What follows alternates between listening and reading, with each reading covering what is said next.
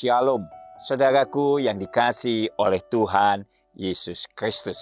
Sebagai orang yang percaya di dalam Tuhan Yesus Kristus, tentu kita ingin hidup kita menyenangkan hati Tuhan. Tetapi yang sebaliknya justru terjadi ketika Tuhan menegur bangsa Israel. Dalam Maleakhi pasal 2 ayat 17 dikatakan demikian. Kamu menyusai Tuhan dengan perkataanmu. Tetapi kamu berkata, dengan cara bagaimanakah kami menyusai dia? Dengan cara kamu menyangka setiap orang yang berbuat jahat adalah baik di mata Tuhan, kepada orang-orang yang demikian ia berkenan. Atau jika tidak, di manakah Allah yang menghukum? Saudaraku yang dikasihi Tuhan, dalam ayat ini bangsa Israel dikecam karena menyusahkan Tuhan. Kenapa mereka dikecam menyusahkan Tuhan? Karena mereka berkata bahwa kalau orang berbuat jahat itu diperkenan Tuhan. Sebagai buktinya apa, saudaraku? Bahwa mereka itu tidak dihukum Tuhan.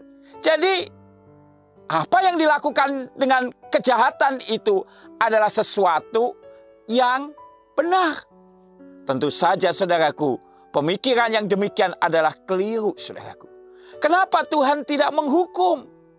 Karena 2 Petrus 3 ayat 9 berkata, Tuhan tidak lalai menepati janjinya, sekalipun ada orang yang menganggapnya sebagai kelalaian.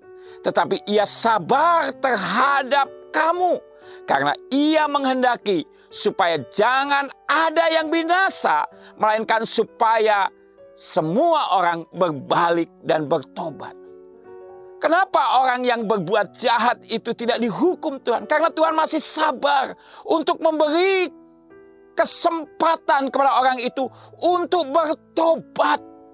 Karena apa? Kerinduan Tuhan adalah semua orang itu boleh diselamatkan dan tidak mengalami kebinasaan. Oleh karena itu, jika kita masih ada, itu karena Tuhan memberi kesempatan kepada kita. Seperti 2 Petrus 3 ayat 15a yang berkata, anggaplah kesabaran Tuhan kita sebagai kesempatan bagimu untuk beroleh selamat.